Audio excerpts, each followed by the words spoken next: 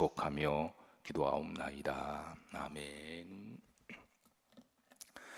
자, 시편 119편 전체 주제는 말씀에 관한 내용입니다. 그래서 흔히 말씀의 시라고 부르기도 하는데요.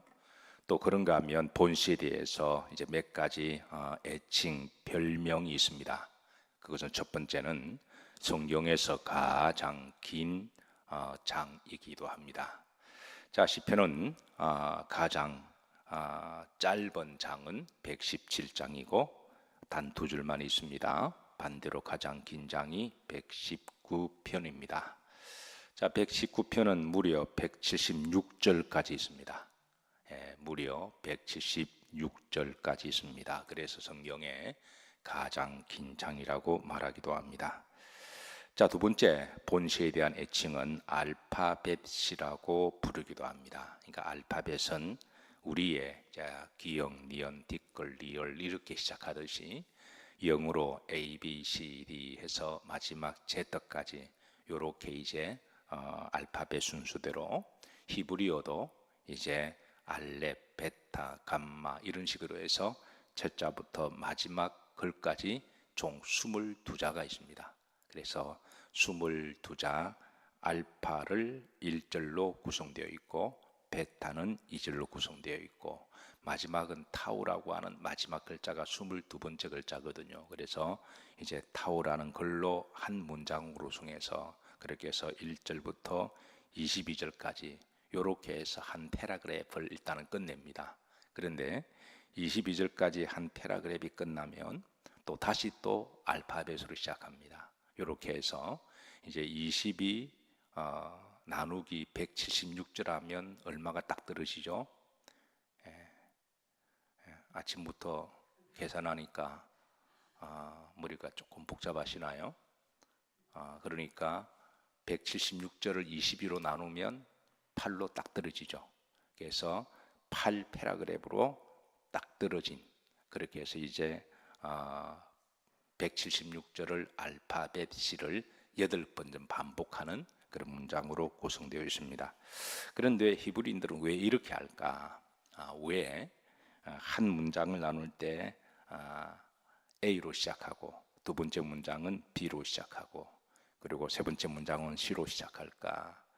왜 이렇게 흥미로운 구조를 가지고 이렇게 문장을 만들기 좋아할까? 결론적으로는 하나님의 말씀을 쉽게 묵상하고 그리고 잘 암송하기 위함입니다. 히브리인들은 하나님의 말씀에 대한 사랑은 아주 이렇게 독특합니다. 어떻게 하면 하나님의 말씀을 잘 기억할까? 어떻게 하면 하나님의 말씀을 이렇게 잘 암송할까? 이게 저들의 마음속에 있는 신앙입니다. 우리가 어떤 것을 기억할 때 그냥 중구난방으로 막 기억하다 보면 사람 이름도 기억할 때 그냥 이렇게 중구난방으로 이렇게 알려고 하면 잘 잊어버리잖아요. 그럴 때는 어떤 연상법을 통하여 그래서 가령 예를 들어서 어떤 분은 제 이름을 듣고 한 번 듣는 순간에 영원히 잃어버리지 않는 이름이라고 그렇게 하시더군요. 참고로 제 이름이 뭐죠?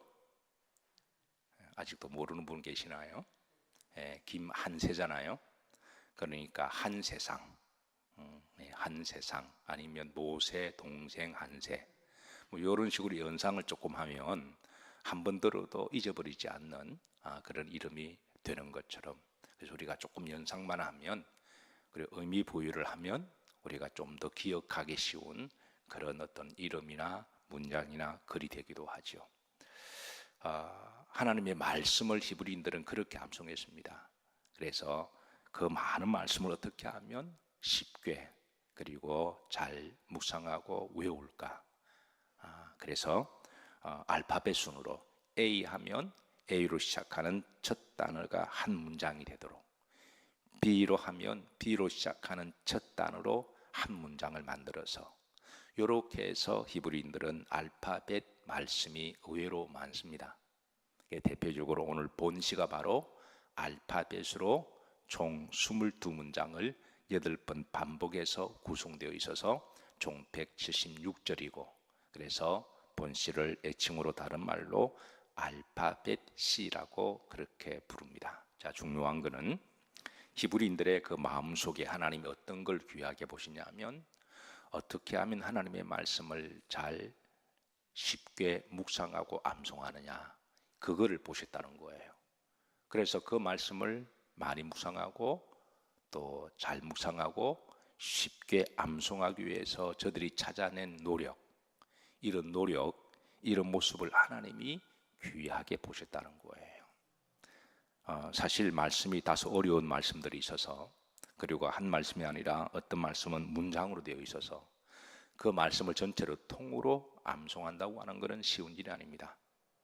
그러나 중요한 것은 내가 그 말씀을 늘 가까이 하고, 우리가 말씀을 암송하는 것은 늘 제 머릿속에 돌아야 된다는 거잖아요.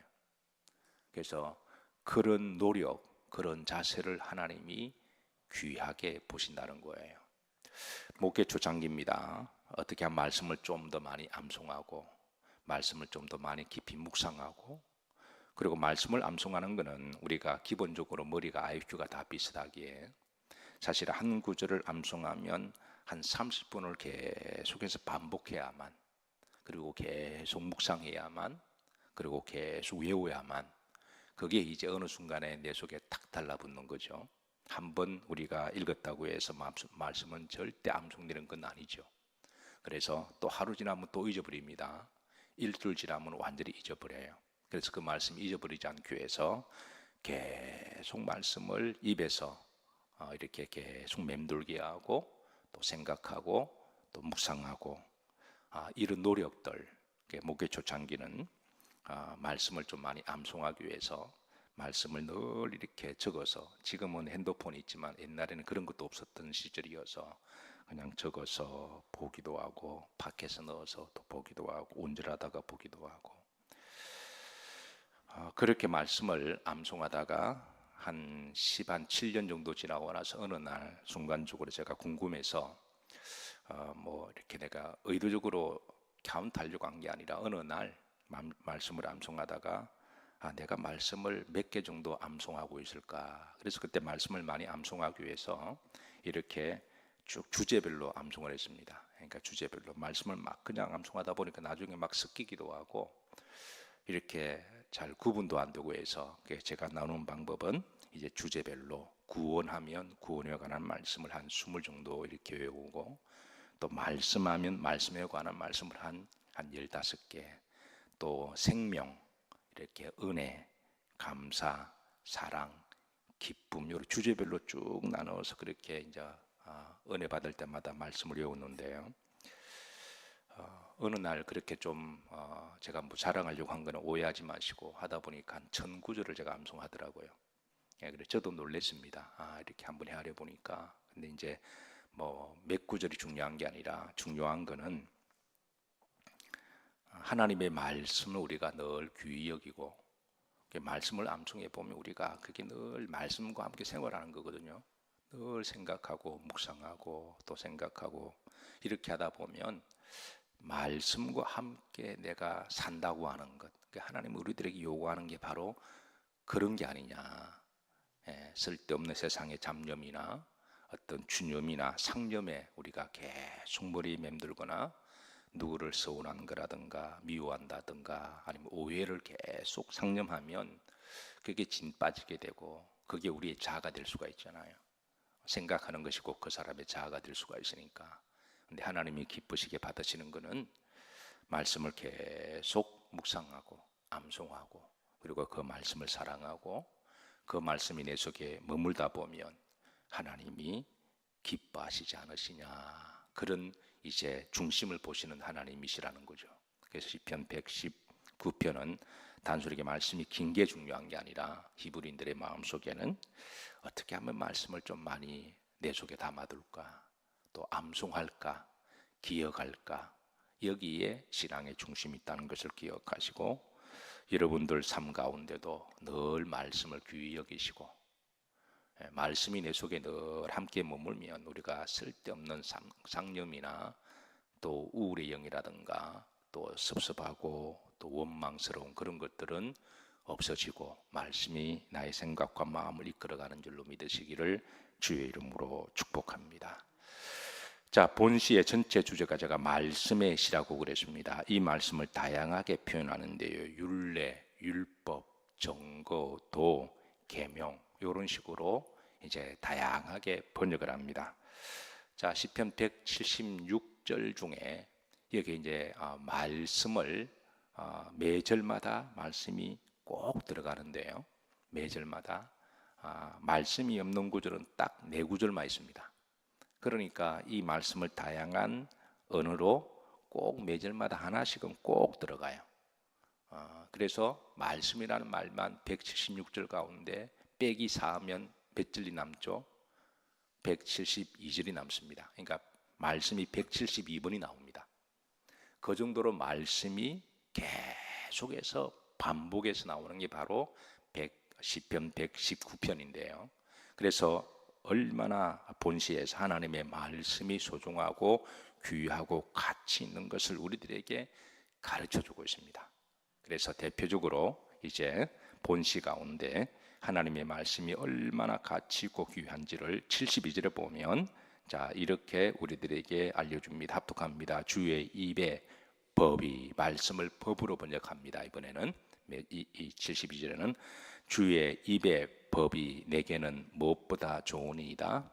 천천금은보다 좋다라고 고백합니다. 자, 여러분 여기 동의하시나요? 사람들은 돈을 좋아합니다. 여러분 돈 좋아하죠? 고대에서는 가장 높은 화폐 가치가 금이었고 그 다음에 은이었죠. 뭐 지금처럼 뭐 돈을 이렇게 수표로 끊고 다니는 시절이 아니니까. 그래서 이 금이 제일 귀하게, 그리고 은입니다. 그런데 이게 천천금은보다 좋다 그랬습니다. 이게 히브리인들의 화폐 가치의 계산은 이제 천천하면 1000 곱하기 1000이라는 말입니다. 계시록에 2만만이라는 말이 나오거든요. 계시록이 2만 곱하기 만입니다. 그럼 2억이거든요. 그래서 천천은 1000 곱하기 1000은 얼마죠? 그 100만 나오죠. 그러니까 천천금은보다, 그러니까 금을 천천 곱하면 금 100만 개가 됩니다. 은을 천천하면 은 100만 개가 됩니다. 여러분 금 한 덩이만 이렇게 손에 딱 쥐어도요, 이거는 우리가 금을 우리가 반지를 만들 때 이게 24K냐, 이게 18K냐, 이게 10K냐, 이렇게 약간의 순도에 따라서 가치가 확 달라지듯이. 근데 한돈에 봐야 여러분 요만큼밖에 안 됩니다. 근데 금 한 덩이 하면 이거는 뭐 몇백 돈이 되는 거죠. 근데 이게 금 천천하면 100만 개의 금덩이가 되는 거예요. 하나님의 말씀이 이런 100만 개 금덩이보다 더 귀하다, 가치 있다, 이렇게 지금 고백하는 거예요. 은 천천은 은덩이에 100만 개를 이야기하죠. 여러분 금과 은이 아무리 많아도 요거 때문에 우리가 구원받지는 못합니다. 돈이 많은 것은 좋은 일입니다. 그러나 돈이 아무리 많다고 해서 이것 가지고 우리가 내 죄가 사하신다든가 아니면 내가 천국 가는 조건은 아닙니다. 오직 우리가 이제 천국 가는 것은 하나님의 말씀, 하나님의 약속의 말씀, 예수 그리스도의 보혈 구원인 줄로 믿으시기를 주의 이름으로 축복합니다. 중요한 것은 하나님의 말씀을 돈보다 더 귀하게 여기는 그 자세를 하나님이 귀하게 보시는 거죠. 돈이 많아도 죽는 사람이 있습니다. 돈이 아무리 많아도 우울형에 들어오면 세상 살기 딱 싫습니다. 돈 벌 때는 돈에 그냥, 여러분 용서하시고 들으세요. 돈을 한참 벌 때는 돈에 그냥 횟가닥 가서 그렇게 돈을 버는데 어느 정도 이 돈이 벌리면요, 그 다음부터는 이 돈에 대한 개념이 사라진대요. 돈을 여러분 없을 때는 1000만 원, 2000만 원이 이게 벌리는 재미가 있지. 돈을 1000억, 2000억 뭐 이렇게 조 단위 버는 사람들은 조 단위 버는 사람들에게 있어서 100억은 그건 아무 의미가 없습니다. 그러니까 돈의 가치도 어느 정도에 넘어가면 그 다음부터 그냥 이렇게 뭐 몇백억 벌리는 것에 대해서는 아무런 감동이 없는 거죠. 그래서 돈을 아무리 많이 벌어도 어떤 사람 인생 살기 싫은 사람이 있는가 하면 말씀이 내 속에 충만히 들어오면 그 말씀이 나를 살립니다. 돈이 많아도 죽는 사람이 있는가 하면 말씀이 많아서 죽는 사람은 없어요. 말씀을 여러분 귀히 여기시기를 주의 이름으로 축복합니다. 자, 두 번째 시인은 하나님의 말씀을 맛으로 미각적으로 비유하는데요. 103편입니다. 합독합니다. 주의 말씀의 맛이 내게 어찌 그리 단지요 내 입에 꿀보다 더 달다. 고대에서는 꿀이 제일 맛있는 음식으로 대표했습니다. 그 대표 명사 꿀보다도 하나님의 말씀이 더 달다는 거예요. 어떤 분들은 이 말씀을 잘 이해를 못할 거예요. 아니 말씀이 뭐 그래. 그런데 어떤 순간에 말씀이 너무 달다는 고백을 하게 될 때가 있을 겁니다.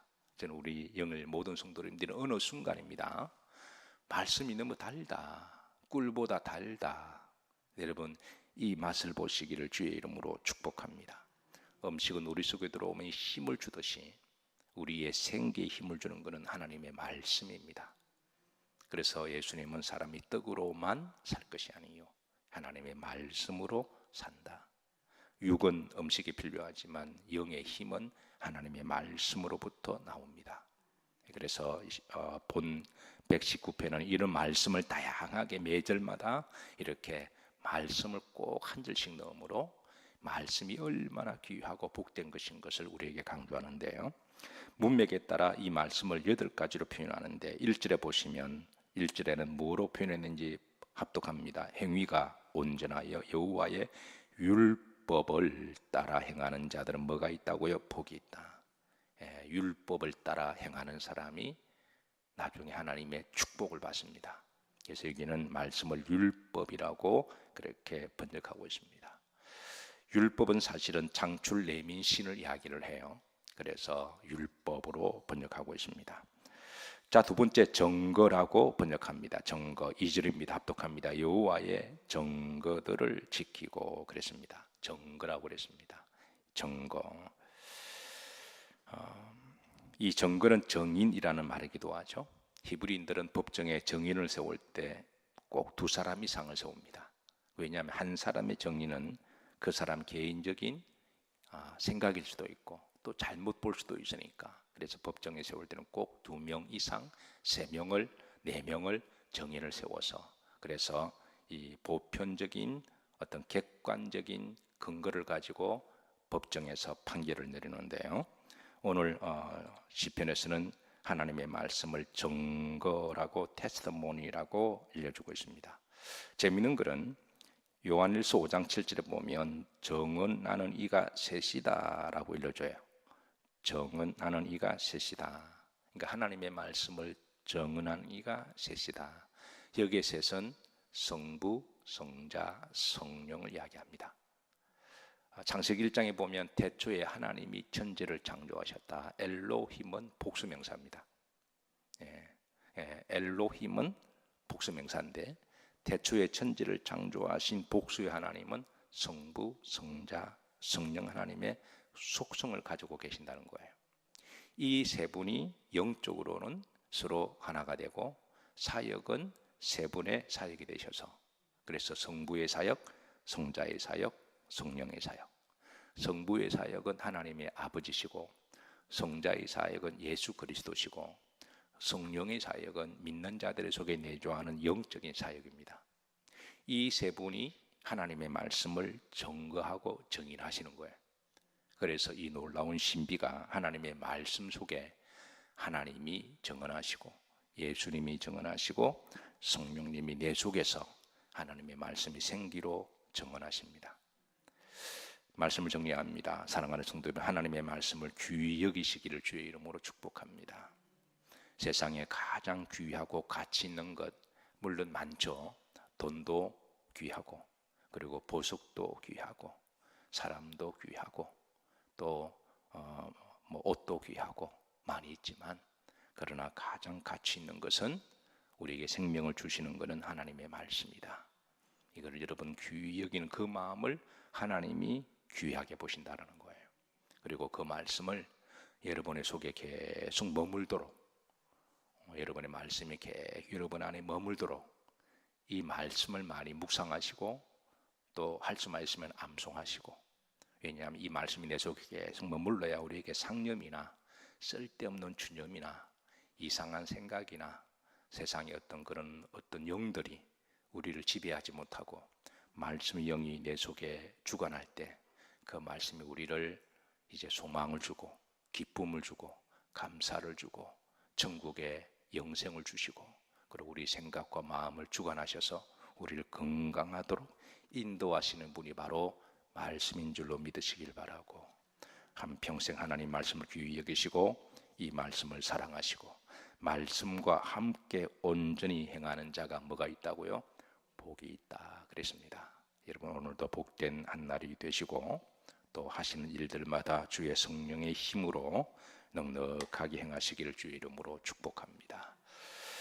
자, 우리 찬송